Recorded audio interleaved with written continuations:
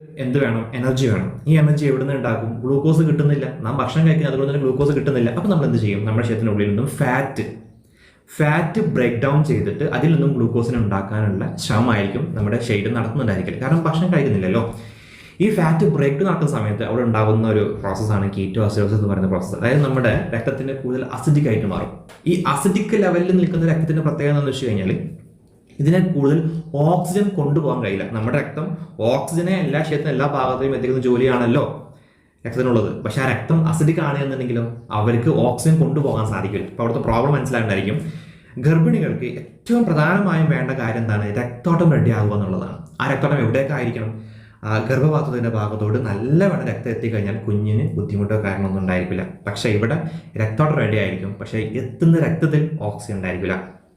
നിങ്ങൾക്ക് കാലിലാവട്ടെ, കയ്യിലാവട്ടെ, തലച്ചോറിലാവട്ടെ, ഇവിടെയൊക്കെ പോകുന്ന രക്തത്തിൽ ഓക്സിജൻ ഇല്ലെങ്കിൽ എന്തായിരുന്നു പ്രശ്നം? രണ്ടാമത് കുഞ്ഞിന് ഈ പറയുന്ന ഓക്സിജൻ കിട്ടിയില്ലെങ്കിൽ എന്താണ് പ്രശ്നം?